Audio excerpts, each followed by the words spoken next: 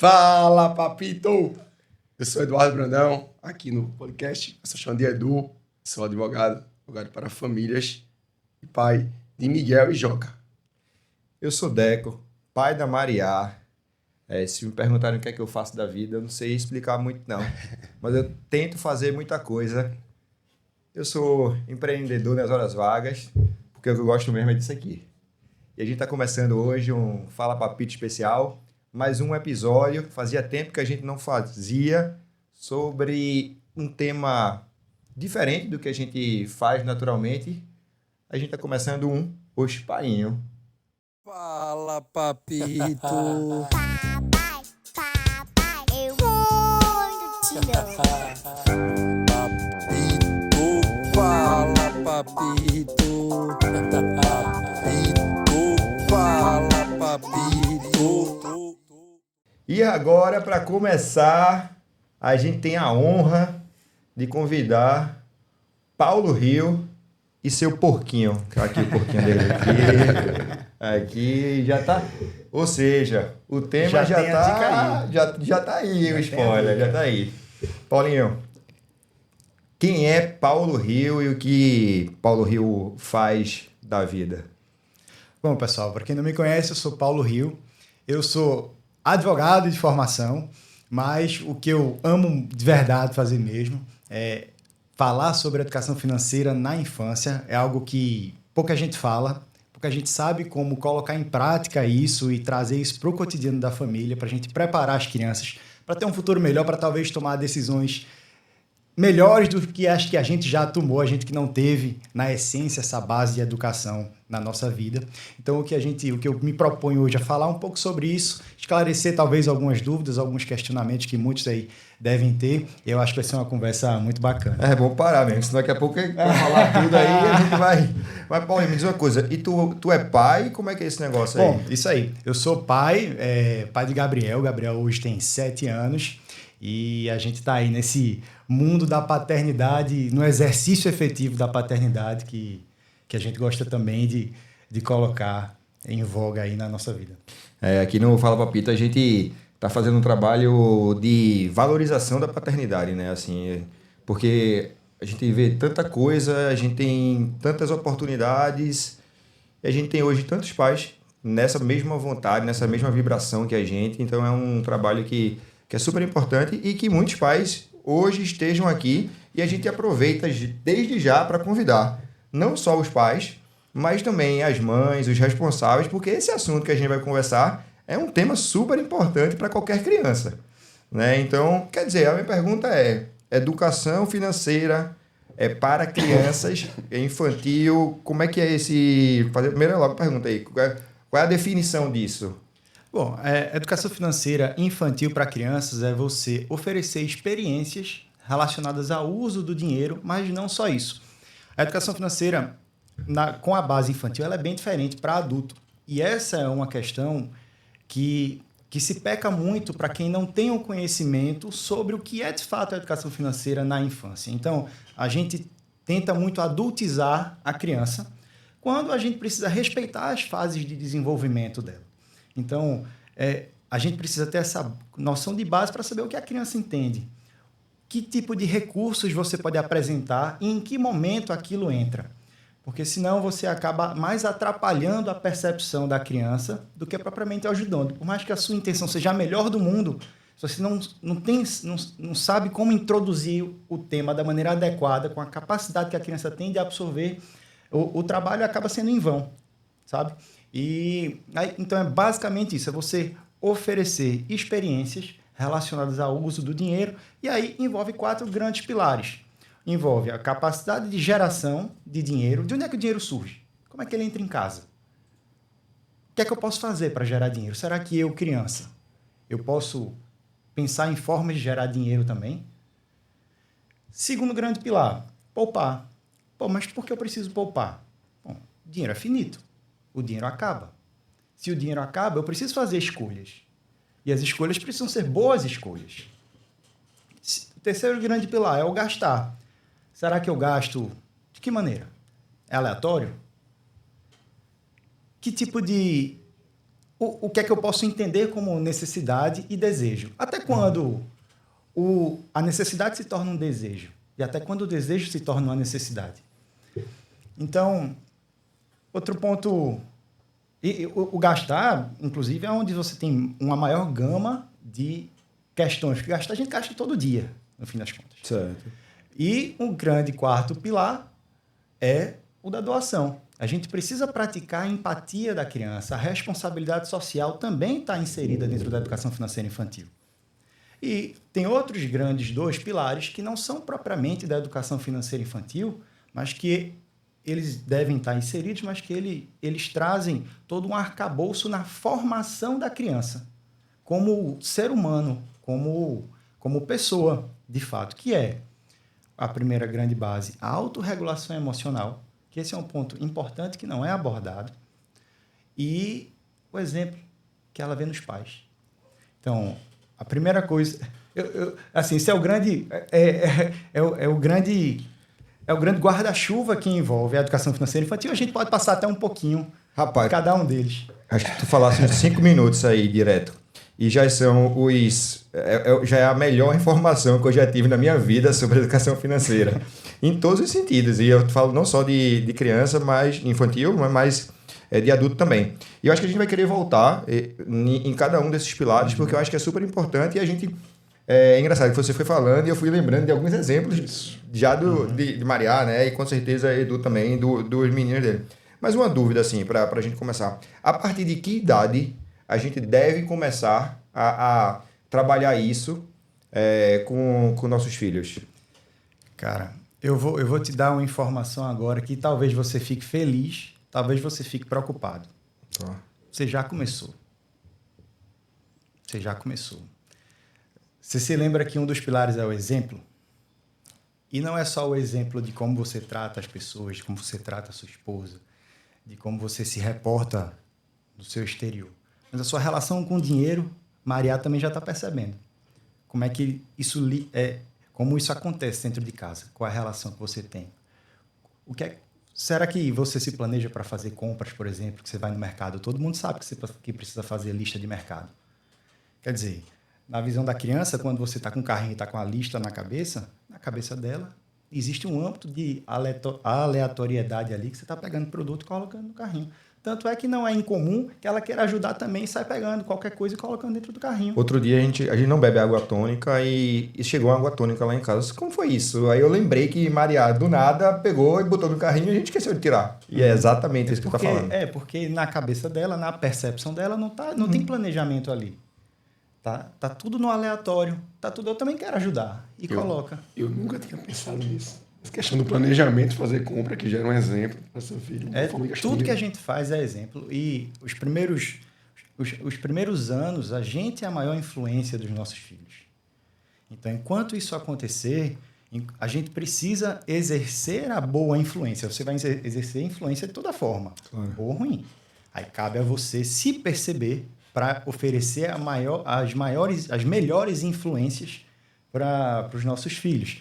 E o hábito de comprar, a pré-compra, o pré-consumo, a preparação para o consumo, ela está dentro do arcabouço de exemplos que você vai oferecer. Então, por isso que a gente começa. Tu quer começar realmente, de fato, a trabalhar melhor a educação financeira? Começa convidando para fazer a lista de mercado. Agora, é para fazer a lista... faz a lista aí, tá na hora de fazer a lista. Não, pô, é brincando. A criança aprende brincando. Você precisa trazer um ambiente leve para ela sentir aquilo como brincadeira. Cara, isso é legal e inclusive é uma atividade massa para se fazer, né? Assim, tu falou agora aí, eu já fiz, pô, me arrepiei aqui, esse caramba. Eu já fico imaginando fazendo com Mariá, porque até hoje eu não tinha tido essa percepção, sabe? Então, assim, de parar para fazer, até de usar essas atividades rotineiras do dia a dia para estar junto com as crianças. A gente tem um problema muito... assim, a gente se martiriza muito, e pai e mãe, eu falo, né? Assim, que não tem tempo para os filhos, né? Eu não sou um bom pai, eu não sou uma boa mãe, porque eu não tenho tempo, eu não sei. Cara, mas é porque, assim, talvez a gente não esteja sabendo aproveitar todos os momentos que a gente pode aproveitar. Porque esse é, de fato, um momento que, para mim, até então, ele não era. Eu levo Mariá no mercado, mas eu não levo sempre. mas é uma coisa que agora eu farei com mais frequência e outra, vou fazer a lista com ela, porque agora eu entendo que é mais um momento que eu tenho com ela. E é um momento de muito aprendizado. E a intenção não é que ela faça a lista completa, como eu disse, porque a criança ela se entendia fácil, ela se entendia rápido.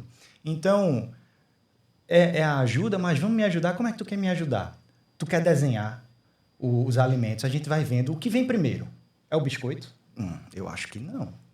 Vamos ver primeiro o arroz, o feijão, que é o que vai dar a sustância, é o que vai deixar a gente forte. E aí, depois a gente passa para as frutas, a gente passa para os legumes. Legal demais, pô. E vai brincando com a criança. Exato, ir na geladeira e ver o que é que tem, o que é que tá faltando. Isso. E até para ela perceber o que realmente é importante ter, né? Assim, para dar E a dar diferença voz de a preço e ela. valor também, né? Isso é legal, né? Isso aí você vê lá. Quando você traz, você dá a voz para ela também. Quando a gente coloca nossos filhos para também opinar, para fazer parte realmente das decisões da família. Isso dá autonomia para a criança. Isso dá a percepção de que ela faz parte daquele núcleo familiar e que ela é ouvida. Não é apenas o que meu pai está colocando. Ele também quer me ouvir. Isso aí me traz uma lembrança muito forte.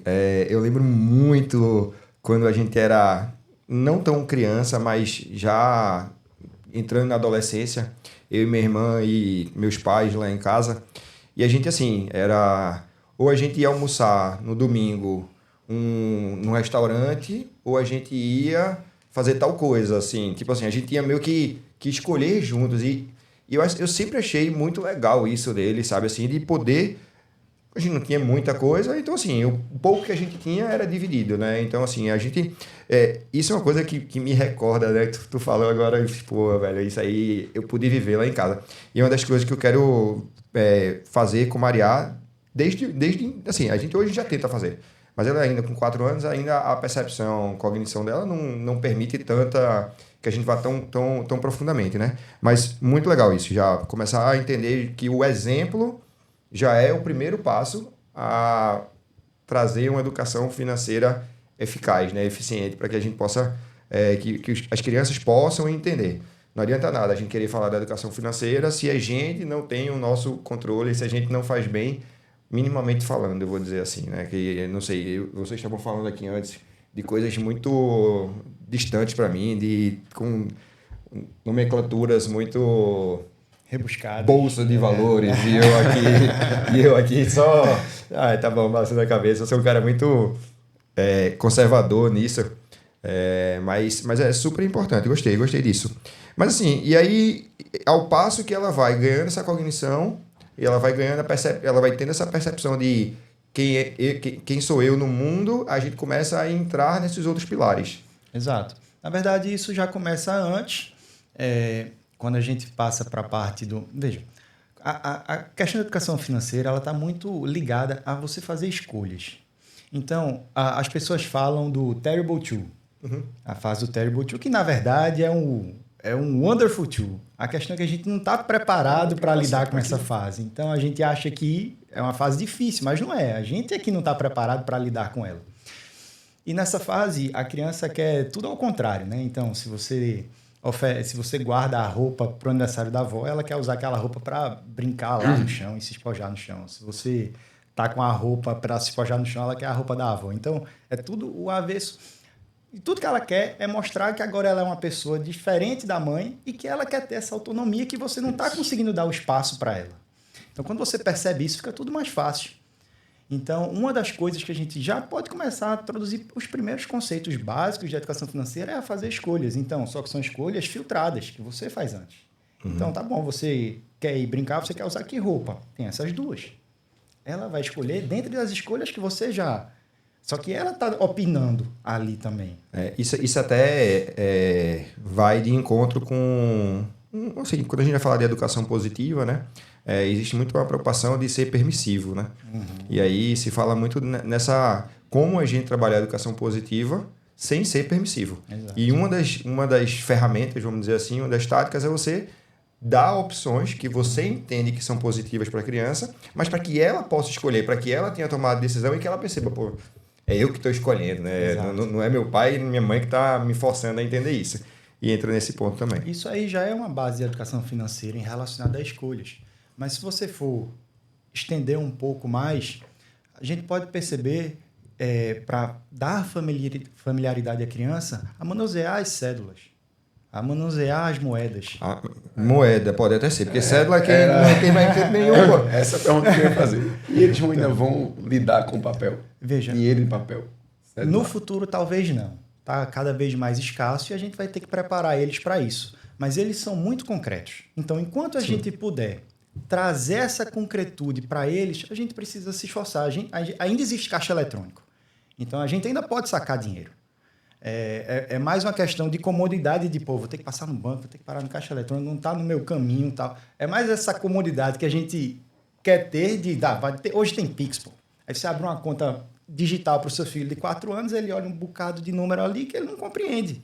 Não, mas tem gente que abre conta pro filho, assim, pro filho manusear, não, né? Acho que é... Não, existe para tudo.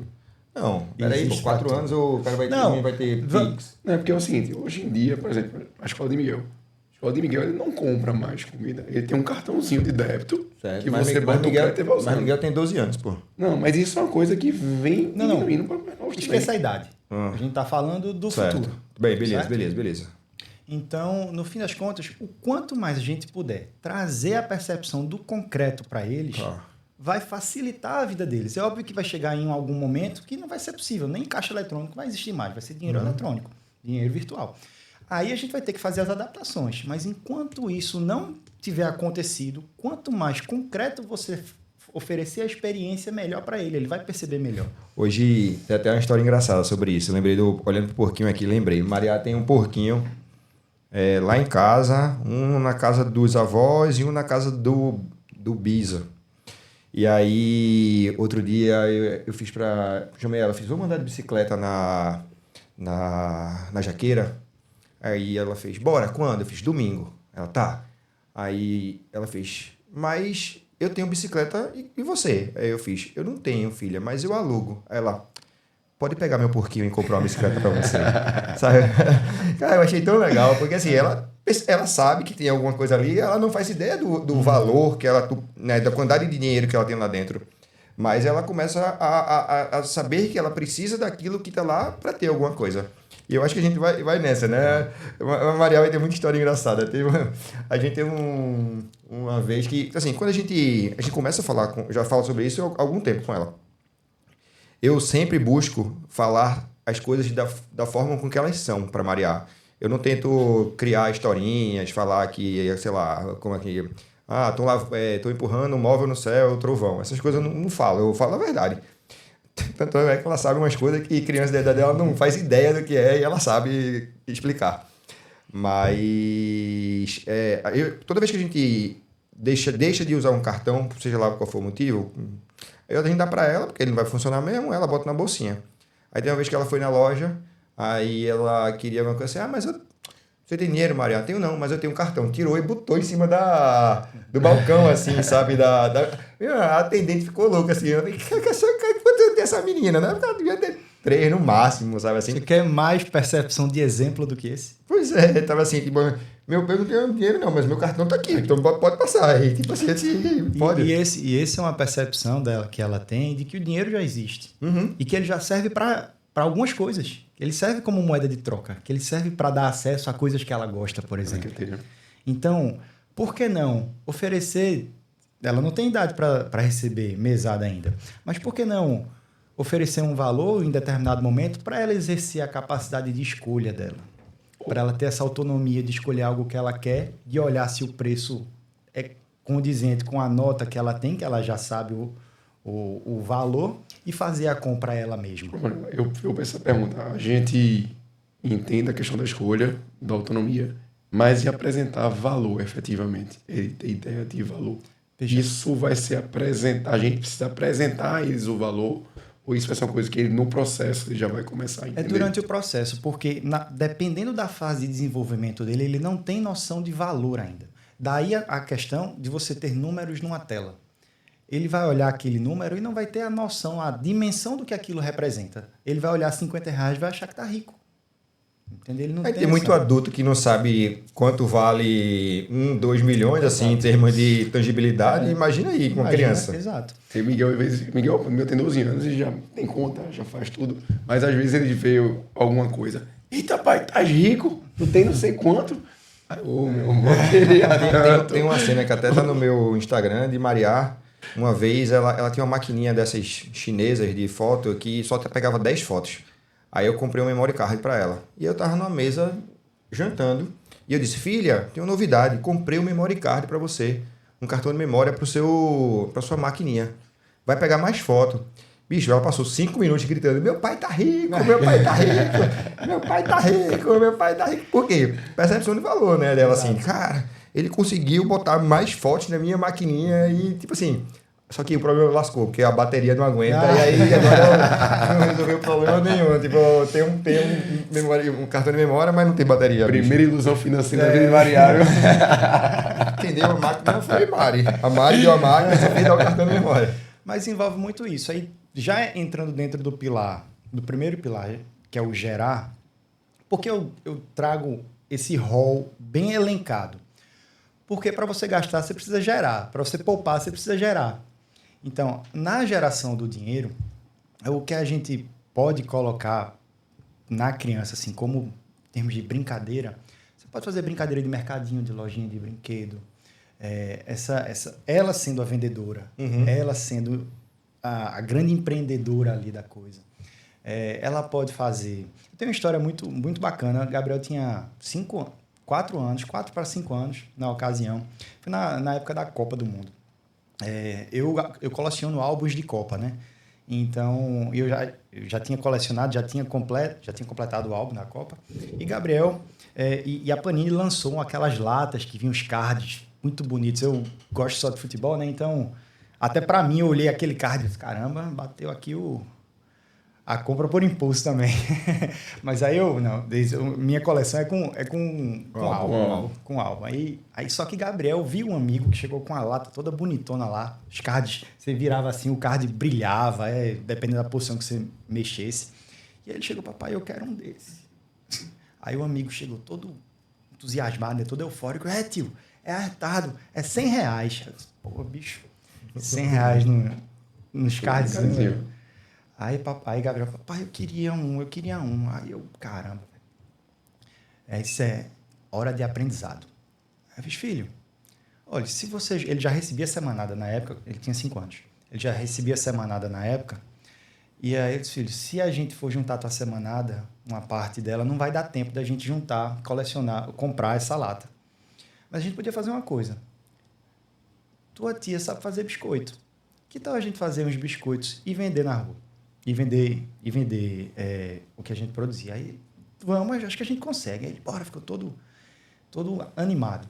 Aí, final de semana, foi todinho de produção, brincando.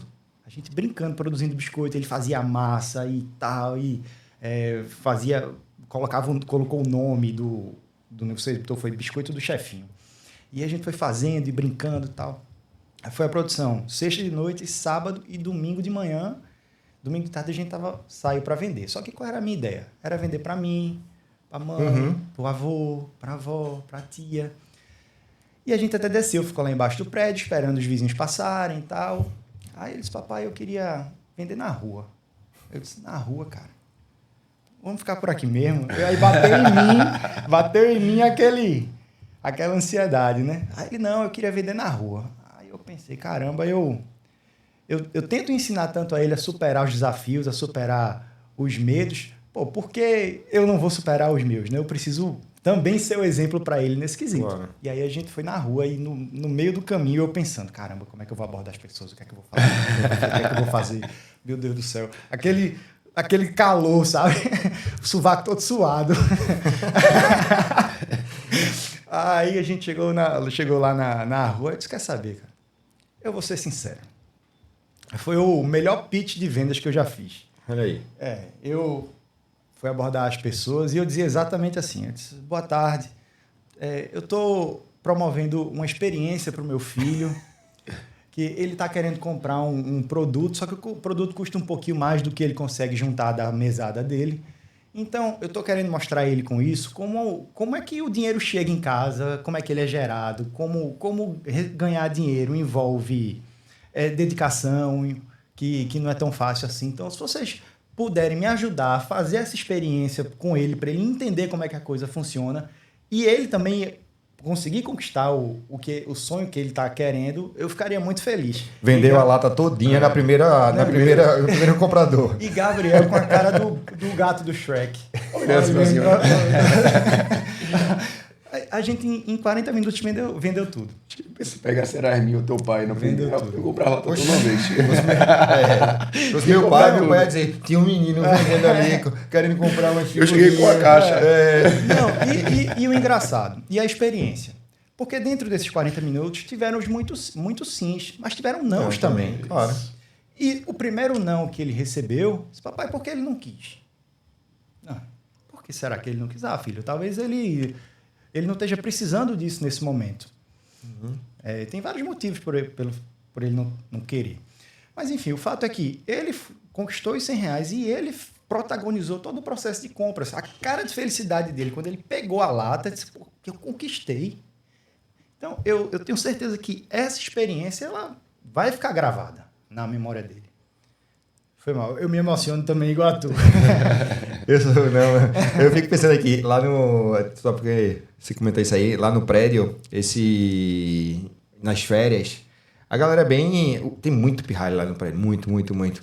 Aí eu até postei uma foto, te mandei, acho que eu marquei, não lembro como foi. Mas eu disse, e aí, pode ou não pode? Pode ou não pode? Mas era assim, a galera era tipo espirralha lá, eu tava tentando achar aqui a foto, mas não consegui. Mas era muito engraçado, que era assim, era feirinha das crianças, dia tal, hora tal. Você não pode perder. Serão os melhores biscoitos, não sei o quê. Não sei o quê, lá. Então assim, tipo, e rolaram 3 anúncios no período das férias, acho que um em agosto eu fiz. Ainda não acabou, sabe? Tipo assim, eu acho massa, assim, porque a gente precisa começar, né? Eu brinco que Maria é muito empreendedora, porque ela não entende ainda o que é isso, é claro, mas ela sabe o que tem e o que não tem. Vou dar 2 exemplos, né? Maria vai pra festa infantil, ela fica louca. Não para, velho. Não tá nem aí pra gente. Aí tem dois acontecimentos muito engraçados. O primeiro é... Minha mãe tem uma facilidade de costura, de fazer algumas coisas de atividade manual. E ela fez... Lembra? Eu não sei o nome daquilo, mas aquele negocinho que é como se fosse uma florzinha que faz... Vai, 1, 2, 3, lá. Aí Maria achou o máximo aquilo. Ela fez, vó... Você podia fazer isso em festa infantil. Sabe, tipo assim... Não, é que ela tipo assim, ela não entende que aquilo é grana, mas ela diz assim, porra, aquilo ali pode funcionar pra festa infantil. As crianças vão gostar, né? Aí eu disse, Maria, empreendedora, né? E aí a outra vez foi engraçado. Uma das últimas festas que a gente foi, deu a hora da recreação e as crianças continuavam lá. Aí Maria fez, pai, vem brincar com a gente. Aí eu, assumi o lugar do recreador, né? Aí eu fui brincar lá. Os pirra agarrando a minha perna, não sei o quê. Quando acabou, ela foi pra a dona da festa. Tia, no próximo, não precisa de recreação não, viu? Meu pai faz. Eu disse, Maria, vai ser recreador agora. Vai começar agora. Vamos lá, agora vamos agilizar esse negócio aqui. Mas é muito engraçado, velho, assim. E porque isso eu acho que é uma percepção, né? Assim, opa, peraí. Né, assim, se tem, dá pra fazer alguma coisa nisso, né? Eu tô... Sem dúvida. Tô gostando desse papo. E dentro desse pilar, a forma como a gente fala de trabalho com nossos filhos também é importante. Uhum. A gente vê muito... A gente precisa sair para trabalhar e nossos filhos querem que a gente continue brincando. E aí o que é que a gente costuma falar? Isso é... Preciso sair para botar comida em casa, para pagar sua escola, para ganhar dinheiro, né? Só que aí pensa, onde é que tu tá colocando o protagonismo? Sobre o dinheiro. Sobre algo que não tem que ter protagonismo. Tu vem aqui para Fala Papito para ganhar dinheiro ou para transformar a família? Isso. Deixa eu contar mais uma história, Maria, enquanto tu tá... acho que Paulinho podia vir mais pra cá. Eu vou pra rivalizar, né? Aquela brincadeira do lenço, deixar o caixinha do lenço aqui, pra ver quem vai pegar primeiro. Teve um dia que A gente viajou a trabalho, e aí Maria ligou, a gente falou no telefone, Ela fez, pai, traz um tablet para mim de presente. Eu disse, não, Maria, um tablet não é um presente que se dá. Para a gente comprar um tablet, a gente precisa fazer muita coisa, a gente precisa pensar, precisa saber se realmente precisa. Então, assim, não vai rolar esse tablet, não. Ela fez, mas você não viajou para trabalhar?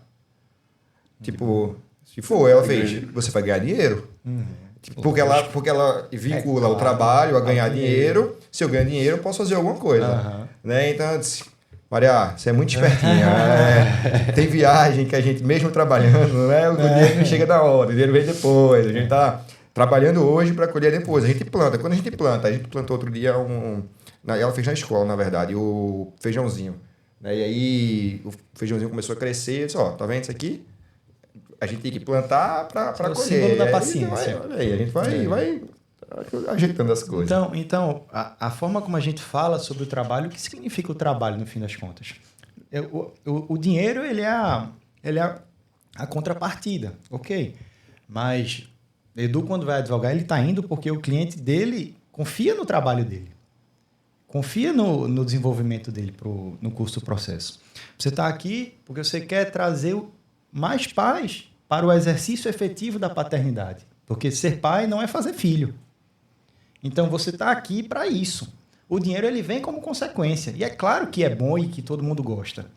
Mas, quando a gente fala para o nosso filho que a gente está indo para ganhar dinheiro, não é justo com a gente. Porque a gente está colocando todos os louros em cima do dinheiro. E não em cima do que a gente faz. E de como a gente transforma outras pessoas e outras famílias. E esse é uma questão relevante. O dinheiro, ele não pode ser protagonista das relações. O dinheiro tem o lugar dele, ele é uma ferramenta, mas ele não está protagonizando nada. Quando a gente coloca o protagonista no dinheiro, a gente está criando crianças doentes, adultos doentes no futuro.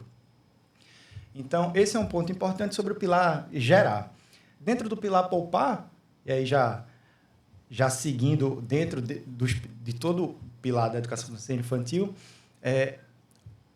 a gente costuma fazer o quê? O que a maioria dos adultos costuma fazer? Se sobrar, eu poupo.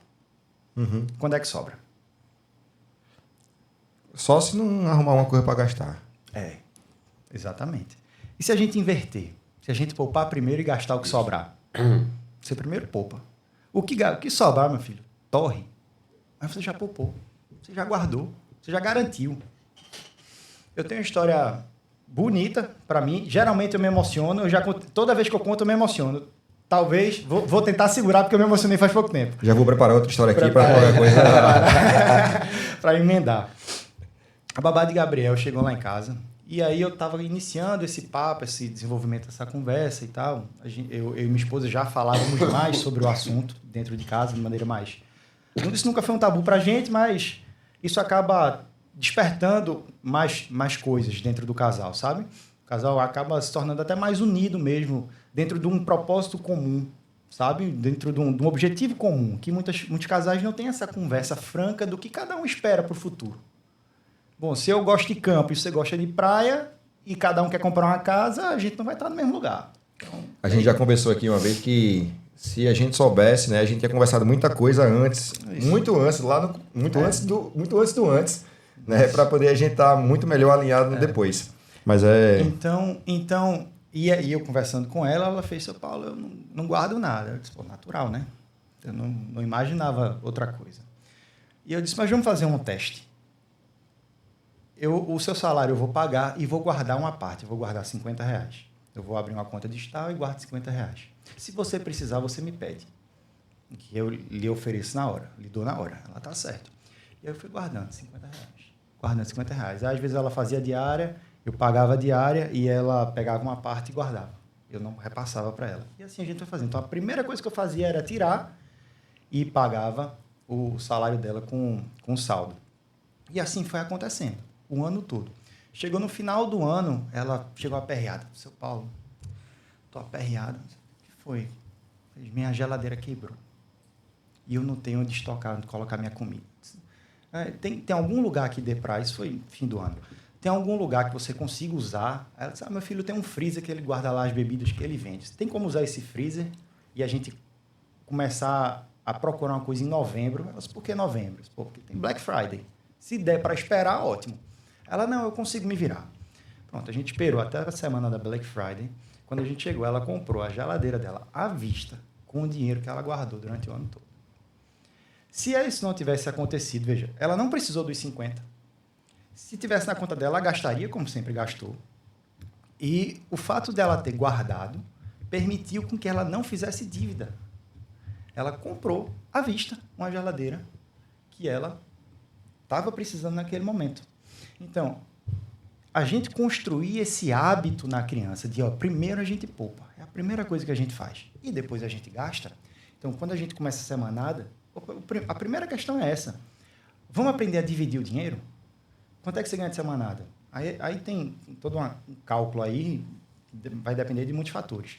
Mas vamos estabelecer que a métrica geral seja R$1 por idade por semana. A gente começa por semanada, não começa dando num mês, porque um mês é muito grande para a criança, é muito longo. A tendência é que ela gaste na primeira semana. Aí as outras 3 semanas vai ficar como? Tu não vai ficar negando tudo para a criança. E daqui que ela receba novamente, já se perdeu o aprendizado no tempo. Então, por semana. Você recebe quanto por semana? Gabriel começou recebendo R$5. Então, o que é que ele fazia? Quando ele tinha 5 anos, o que é que ele fazia? R$2 ia para o porquinho, R$3 ia para a carteira. E o que é que ele fazia na carteira? Comprava chocolate, pirulito, sorvete, coisa de criança. E R$2, vamos separar para um objetivo. E aí ele se encantou por um chaveiro do Dragon Ball. Então, era R$2 para comprar o chaveiro do Dragon Ball. Era um planejamento para um objetivo. Ninguém guarda dinheiro para nada. Tá? Você guarda dinheiro, tem uma reserva de emergência. É para emergência.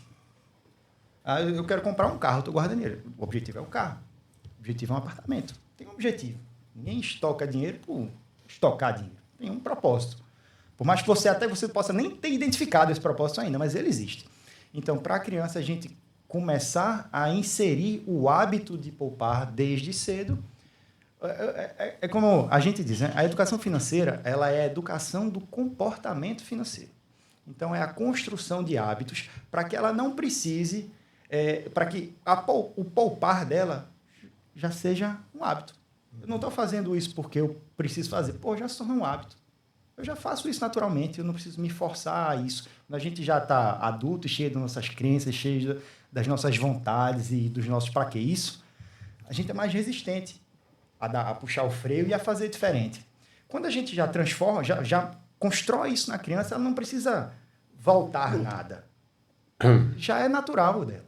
Já formou esse hábito. Então, o poupar ele envolve muito isso. E a semanada serve para isso. Uhum. Também, né? A semanada serve para ela ordenar um orçamento. Serve para isso, a mesada, a semanada, para ela aprender a ordenar um orçamento. E poupar está dentro dessa ordenação do orçamento. Preciso fazer 2 comentários. Claro. O primeiro é que a gente aqui não ganha nada. Aqui a gente paga para fazer. A gente paga para fazer. Então, se alguém tiver aí assistindo e quiser ajudar, a gente tem muita coisa a ser feita, a gente tem muito trabalho e existe um compromisso nosso de que metade de tudo que entrar aqui, mesmo que seja para pagar o custo do podcast, vai ser utilizado para atividades sociais além do podcast, né? Porque se entende que já existe uma atividade social aqui, mas a gente quer fazer atividades com pais, né? Boa. Então, patrocinadores que queiram entrar aqui, a gente está precisando. Aí, o segundo ponto é que quem é de Recife e a criança estiver poupando, tem uma loja de brinquedos chamada QB Play, que vai estar aqui o @, aqui no programa, que é da família, que a gente precisa também, né? É uma forma de usar o dinheiro. Isso aí. Então, a gente pode fazer isso. Já fica a dica. E eu só falei da QB Play porque Mariá, para ela, como é da família, é muito fácil para ela chegar lá e dizer que quer qualquer coisa. E é super difícil a gente conseguir fazer com que isso não aconteça. Então, quando ela está comigo e a gente vai lá, ela não sai com nada. Mas teve um dia que foi muito engraçado porque ela chegou e ela fez um drama. E que queria qualquer coisa, ela quer qualquer coisa lá. Chegou lá na loja, é da minha família. Aí eu disse, filha, você vai ter uma missão. você pode escolher qualquer coisa aqui da loja, desde que ela caiba na sua mão. Só que a mãozinha dela é bem pequenininha, né? Bem pequenininha. Bicho, ela passou meia hora procurando. Ela botava na mão e devolvia, não sei o quê. Aí chegou ela fez, pai, não tem nada não que caiu na minha mão, não. Sabe? Eu disse, não, filho, peraí. Aí também, aí bateu, aí, né? Amolece o coração, vamos ver o que é que tem aí que você precise, né? Que é uma coisa que já tem muita coisa, né? A E a gente... gente traz isso, geralmente a gente traz com as crianças assim, de que existe um momento certo de receber presente. E o recomendado é que a gente recebe presente no nosso aniversário, Dia das Crianças e Natal. Fora disso, a gente precisa realmente planejar. Então, porque criança, ela, como Maria, ela não quer aquela coisa, ela quer uma coisa. Qualquer coisa, ela quer ganhar. Ela quer uma coisa. E se amanhã ela for na loja, ela vai querer outra coisa. E se ela for no terceiro dia, porventura, na loja de novo, ela vai querer a terceira coisa. E aí chega um momento que a criança não satisfaz mais com nada. Aquilo que ela ganhou ontem, perdeu a graça já. Porque hoje ela vai na loja de novo. Então, por isso que a gente precisa definir quais são os dias de presentear. E é uma forma de testar o desejo genuíno da criança por alguma coisa. Então, tá, eu quero esse porquinho. Tá, cara, no teu aniversário tu ganha. Eu tenho certeza que no dia do aniversário ela não vai querer esse porquinho mais. Já passou outra coisa. Aí o que é que a gente faz? Tá bom, tu quer? Coloca na lista. Vamos fazer uma listinha de possíveis presentes que você pode ganhar. Quando chegar o momento certo, você consulta a lista e realmente escolhe o que é que você quer. E aí a gente vai fazendo. Eu quero isso, eu quero aquilo, coloca na lista. Agora, tem um ponto. Cada criança é uma criança. E a gente precisa dar a individualidade que a criança precisa. Claro. Então, tem crianças que, se ela for muito estimulada ao consumo, a estar em lugares de consumo, ela vai ter uma lista infinita. Ela vai querer tudo, né? Não, ela não vai conseguir escolher. Isso vai gerar ansiedade nela. Porque, imagina uma lista com 50 itens para a criança escolher. Ela não vai saber por onde começar. E o medo de escolher errado. Porque cada coisa tem uma coisa, cada item tem uma coisa legal. Então, se isso acontecer, a lista não é recomendada. Aí o que é que a gente diz? Você lembra? Fixa na tua cabecinha que quando chegar o momento, papai vai te perguntar: o que é que tu quer? Tu ainda quer aquilo? E aí aí você me diz. Isso é uma forma de você evitar que a criança, gerar essa ansiedade na criança, sabe? Então, cada criança é uma criança, a gente precisa respeitar a individualidade dela e essa é uma forma. Paulo, eu tenho uma ideia. Assim, antes de todo mundo, hoje eu estou mais calado do que o habitual. Eu normalmente falo menos, mas hoje é porque eu não estou conseguindo falar. Eu inventei de correr e estou com as repercussões aqui nas minhas corridas. Mas eu tenho uma história bem legal quanto a isso. O padrinho de Miguel, normalmente, o que é que ele fazia? Ele pegava um valor e fazia: ó, Miguel, quero te comprar, vamos lá na loja e compra um presente. Eu acho que Miguel tinha uns 4 ou 5 anos. Eles foram no Shopping Recife, na concorrente da QB Play. E Pagou caro. ele chegou e fez: ó, Miguel, tu tem X reais, eu não lembro na época se era 50 ou 100. Tu tem X reais, vai comprar o teu presente, vai comprar o boneco que tu queres. Aí Miguel olhou pro boneco, pegou o boneco, né?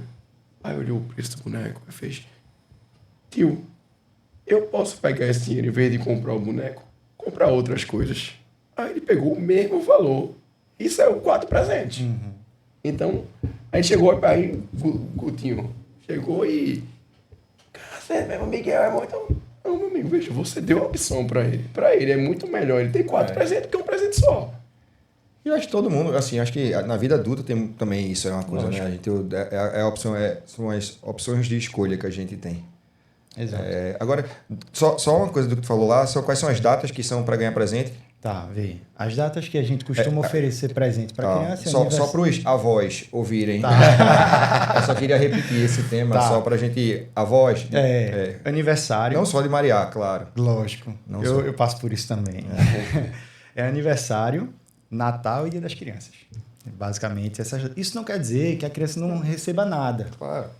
Mas veja, quando a gente está falando do contexto dos avós, é uma situação delicada, porque a gente precisa de um pouco de empatia também relacionada a isso, porque os avós, em tese, já fizeram a parte deles quando criaram a gente. E eles precisaram ser rígidos para a gente poder ser quem a gente é hoje. E eles acham que talvez não seja justo agora que eles não precisem ter a obrigação da educação, que agora eles podem finalmente fazer o que eles queriam fazer com a gente. Só que eles não podiam. Então, qual é a questão aí? Que isso não é um salvo-conduto para os avós fazerem o que quiserem. Se quiser, em qualquer momento, né? E aí é onde surge o diálogo. O diálogo entre a família. Até que ponto os avós estão impedidos de fazer algo e até que ponto não é saudável para a relação dele com os netos.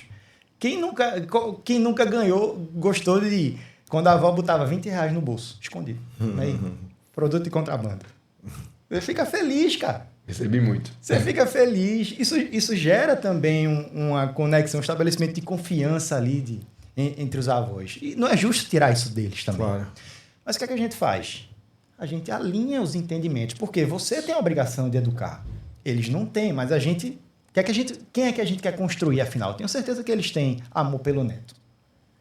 Então, se eles amam tanto o neto, vamos expressar o amor de outra forma. Presente é uma das 5 linguagens do amor.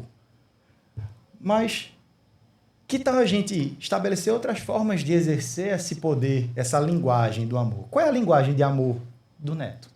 Será que é presente? Será que é palavra de afirmação? Será que é tempo de qualidade? Vamos descobrir, porque talvez você tá dando o amor dele, mas o amor que é a sua linguagem, talvez não seja dele. Então, e por mais que seja, não é porque é que você vai estar estimulando o tempo todo, porque senão ele se torna consumista. E aí o amor que você nutriu por ele não fez bem a ele no fim das contas.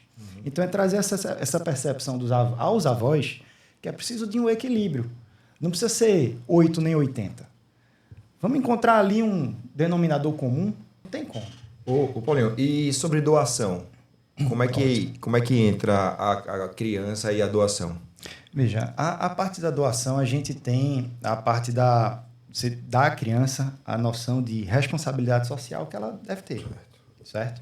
E a questão de empatia. A criança, no início, é muito egocentrada, ela não consegue perceber ao redor as necessidades do outro. Mas a gente consegue ir estimulando ela aos poucos a isso. Vai depender da fase de desenvolvimento que ela está, é óbvio. Mas qual é a primeira coisa que a gente ensina para a doação? A gente não chega logo doando. A gente não doa qualquer coisa também. O que é que a gente doa? Coisa que está em bom estado de conservação. Isso. E quem é que conserva? É a criança. Brinquedo, roupa, quem é que conserva? É a criança. Então, o dever de conservação como ato preparatório para a doação, quando chegar o momento. Então, vamos cuidar dos brinquedos. Brincou, guarda. Porque se perder, não tem outro. Se quebrar, não vou comprar outro. Não tem outro para brincar. Tu gosta tanto desse brinquedo, vamos cuidar do brinquedo que tu gosta. Porque também, quando tu crescer e não brincar mais, vai para outra criança que quer brincar e que não tem o brinquedo. Então, você dá essa percepção de que a preservação do brinquedo é um ato preparatório, a doação que vai acontecer lá na frente, vai dar à criança a percepção de que, existe um mundo ao redor que eu posso contribuir para ele também.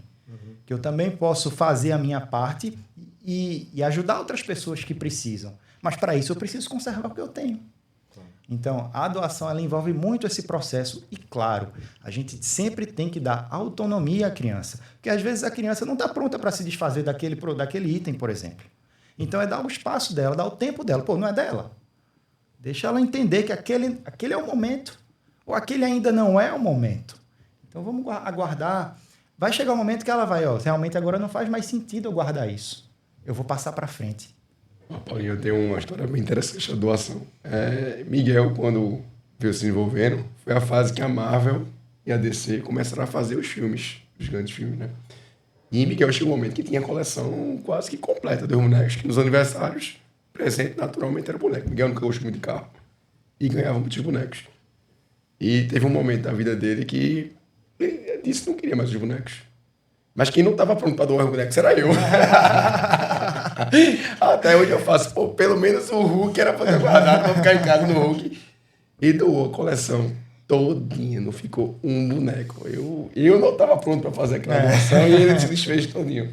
É engraçado, eu acho Maria bem desapegada, sabe, assim, também.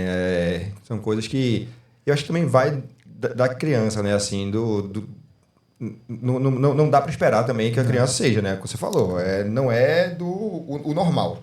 O normal é que ela queira ficar com tudo, não dar, não doar, não emprestar, assim. E a gente às vezes fica forçando, inclusive, até...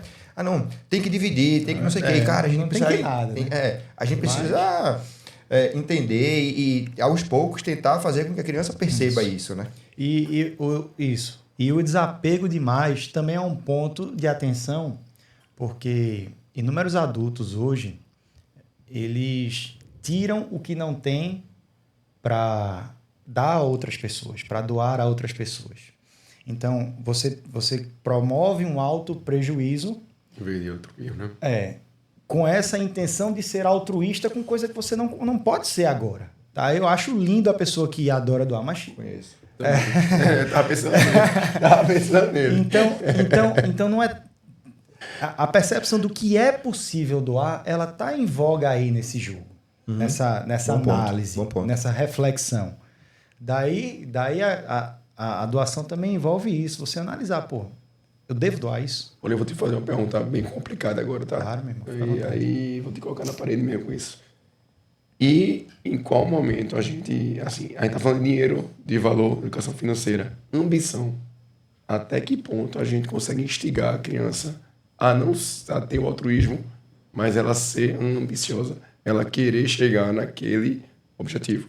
Eu vou dar um exemplo assim, para mim. Miguel não é a pessoa mais ambiciosa, mas ele sabe o que ele quer. E ele juntou um pouquinho, que eu acho que desde quando era pequenininho, juntou o que ele queria ir para Disney. E fez uma viagem agora para o Paraguai com a mãe. Então, na onda gamer, ele queria uma placa de vídeo. Ele queria placa de vídeo. Contou o computador gamer, ganhou o computador, depois juntou o dinheiro, pegou o dinheiro, deixava o todo e pai, eu vou comprar a placa. Não, tranquilo. Mas você não é o que você quer? Compre, agora você sabe que a viagem fica comprometida porque você está comprando a placa. Então é uma escolha sua, você está escolhendo. Ok. Aí foi para o Paraguai, comprou um celular, comprou um perfume e acabou o dinheiro. E voltou sem a placa. E voltou sem a placa. Aí, não, papai, porque a placa não. A placa não, você escolheu, meu amigo. Agora junte de novo para você comprar a placa. Então, talvez a placa não fosse a prioridade. prioridade. Né? Por mais que ele te quisesse, talvez não fosse a prioridade. Qual é um ponto aí? Eu já vou voltar lá na tua questão, mas qual é o ponto aí? Às vezes, isso acontece muito com a gente também. Talvez a gente não perceba os momentos que esteja acontecendo, mas a gente compra muito por impulso. Existe um estudo de Harvard que 95% das nossas escolhas de compra, elas são impulsivas. Embora a gente dê todas as justificativas racionais para comprar aquela coisa. Então, a gente costuma muito mentir para nós mesmos, para para realizar uma compra. Então, às vezes, a criança, às vezes não, toda vez, a criança está exposta a determinada situação e aquilo representa um impulso. Só que ela não compreende isso ainda. E aí cabe a gente lembrar ela do propósito. Tu lembra que tu está juntando para a placa? É isso mesmo que você quer? Tem certeza? Porque não vai sobrar para a placa. Porque a criança, na hora que ela está diante de uma situação de consumo, ela não vai lembrar da placa. Ela quer satisfazer aquele desejo imediato, aquele prazer imediato. Dopamina, né? Exato. Então, esse é um ponto. E se for a escolha dela, tudo bem, mas saiba, não vai dar para a placa. Eu estou lhe lembrando se você realmente vai fazer essa escolha. Eu não estou escolhendo, o que a gente faz é muito... Não, você não está gostando para a placa? Não vai comprar, não. Não, dê autonomia para a criança. Então, esse é um ponto. A questão da ambição em si, veja, não é ruim ter ambição.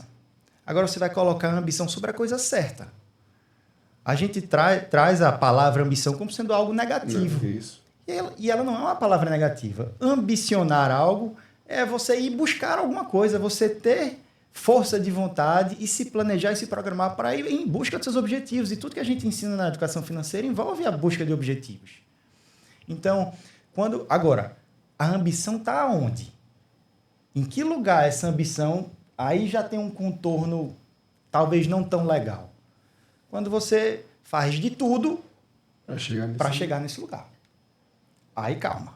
Aí é um ponto que a gente precisa estar... O que a criança está fazendo? Por exemplo, tem muitos pais, e aí vamos trazer uma questão que acontece muito. Tem muitos pais que acham que pagar por boas notas é legal. Vai ensinar ela sobre a educação financeira, sobre se esforçar. Só que quando você paga para a criança tirar boa nota, o foco dela não está no processo de aprendizagem, está no resultado. Seja lá como ela obtiver. Se for olhando a prova do amigo, não importa. Ela quer o 10. Porque com 10 ela vai ganhar dinheiro. Não importa se ela estudou, não importa se ela aprendeu. Daí a gente não recomendar pagar por boas notas. Daí a gente não recomendar pagar por tarefas domésticas. Por quê? Porque nas tarefas domésticas, ela convive. Ela faz parte de um núcleo familiar, ela tem que contribuir, ela tem que cooperar para que esse núcleo familiar esteja num ambiente limpo, saudável e adequado para se viver. Então, não é pagando o que eu vou fazer ela se sentir parte daquilo. Porque quando ninguém pagar, ela não vai fazer. E cada vez mais, o dinheiro como moeda de barganha e protagonizando as relações. Quer dizer, e quando tu disser, tu não pagou, não lavou a louça, não vou dar os R$5, não, porque agora a louça aumentou, agora é 10.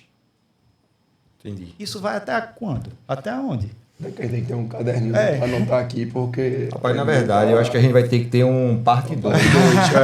Porque a gente já falou um monte de coisa, acho que a gente tem um monte de aprendizado, assim, coisas que talvez a gente fazia sem saber que fazia, outras que a gente precisa fazer. Eu acho que Edu tem a oportunidade de fazer com o Joca desde o começo o que é seguir essa orientação, né, o que é bom pra gente. Acho que a gente passou pelos 4 pilares. Passou, deu uma passeada por eles. Acho que tem muito o que falar ainda, mas... um assunto inesgotável. Mas queria te agradecer pela presença aqui, por contribuir com a gente. Mas eu sei que você já tem e-book, tem livro digital. Como é que a galera... Fala um pouquinho sobre isso e como é que a galera te encontra aí nas redes? Tá, então. Eu tô no Instagram, no @eu.paulorio. E lá eu falo muito sobre a educação financeira. Eu tô voltando a produzir conteúdo. Na quinta-feira saiu o primeiro post. E é um post que tá muito massa. Tá muito massa mesmo. Eu acho que ninguém pode perder. E é sobre doação. É sobre doação. Eu tenho lá, logo no link da bio, tem um e-book gratuito com os primeiros passos para quem quer entender um pouco mais de como começar da maneira correta a educação financeira com um filho, que pode ser ele criança ou adolescente. E a gente não passou pela adolescência aqui, então eu já vou me convidar para voltar para falar só da adolescente. Boa, Mandar amigão fazer perder, viu? É bom que a gente já ganha mais um programa no calendário aqui da gente. E aí tem esse link, você pode baixar, é gratuito. E tem o livro que tem na Amazon, ele é best-seller, que é Enriquecer Sem Falsas Promessas. Então você pode comprar lá, em coautoria, são vários autores. E eu sou um deles, inclusive o meu é o primeiro capítulo do livro, e é uma trilogia, na verdade, né? Então ele passa por todas as escalas do desenvolvimento financeiro. De criança, vai falar de orçamento, vai falar de investimento, vai falar de tudo. Até a fase adulta. Então, eu acho que é uma obra ótima que, se você quiser se envolver mais na educação financeira, que vai além da infantil. Certo? Serve para a família também. Paulinho, tu repete o nome aí, porque eu fiquei interessado. Isso aí eu vou olhar quando sair daqui. Como é o nome do livro? Enriquecer Sem Falsas Promessas. Ótimo. Certo? E o arroba eu vou repetir de novo, que nunca é demais. A gente está repetindo eu.paulorio. Então, a gente vai colocar no lettering, a gente coloca também na legenda aí para o pessoal te seguir. Tá, então massa. Valeu. Ou então, massa demais. A gente sai feliz, né, dessa conversa. Quem curtiu isso aqui, sem sair daquela rotina de curte, comenta, compartilha e todo esse balalá, mas o mais importante envia para alguém esse programa, seja pelo Spotify, pelo YouTube, pelo próprio Instagram, para que a gente comece a crescer essa comunidade cada vez mais, porque a gente traz assunto, a gente fala aqui sobre a ótica paterna, porque a gente quer viver isso, porque a gente acha que é importante, mas essa conversa aqui, velho, serve para todo mundo. Qualquer pessoa que tenha envolvimento com criança, né, assim, que de alguma forma, pai, mãe, tios, avós, eu acho que são super convidados a ouvirem esse episódio. E, Paulinho, muito obrigado mais uma vez. Espero que a gente tenha essa parte 2. A gente vai poder criar aí outros outros programas para estarmos juntos. Não, eu que agradeço o convite. Eu estou disponível para a gente conversar sempre sobre isso. Eu adoro falar sobre filhos, sobre paternidade e sobre educação financeira também. E eu queria só concluir a minha participação agradecendo a vocês por esse podcast, não pelo Fala Papito, por trazer à tona um tema que a gente gostaria que tivesse mais pais presentes, né? Tanto fisicamente como emocionalmente e talvez até principalmente emocionalmente com as crianças. Então é super necessário ter isso para a gente trazer essa conscientização e trazer cada vez mais pais para perto das crianças e construir aí. Se cada pai trouxer um outro pai, cada pai trouxer um outro aí pai, ajuda os compostos. cada pai trouxer... Ajuda os compostos. Eita, vamos fazer essa conta, a gente vai postar isso aí, a gente vai fazer um Reels em collab, fazendo essa conta aí de quantos pais a gente precisa para chegar no 1 milhão. Ô, Paulinho, até surgiu uma ideia aqui agora, que não sei se vai topar, mas puder fazer aqui. Quem quiser ter alguma dúvida sobre educação pode financeira, mandar. seus filhos, Pode mandar. aqui para Fala Papito, a gente abrir Pode lá mandar, um collab. A gente abre uma caixinha em collab aí, a gente vai compartilhando. Pode aí mandar, é um isso. prazer, meu irmão, participar. Um prazer trazer também esse assunto para dentro das casas das famílias, para que não só os pais consigam trazer isso para os filhos, mas eles são impactados por isso também. O núcleo familiar, no fim das contas, acaba sendo impactado por isso. Então, fica à disposição. Show! Bom demais. Demais. E esse foi mais um Fala Papito! Fala, papito. Papito. Papito. Fala, papito. Fala, papito. Fala, papito. Fala, papito. Eu muito te amo. Papito. Fala, papito. Eu muito te amo.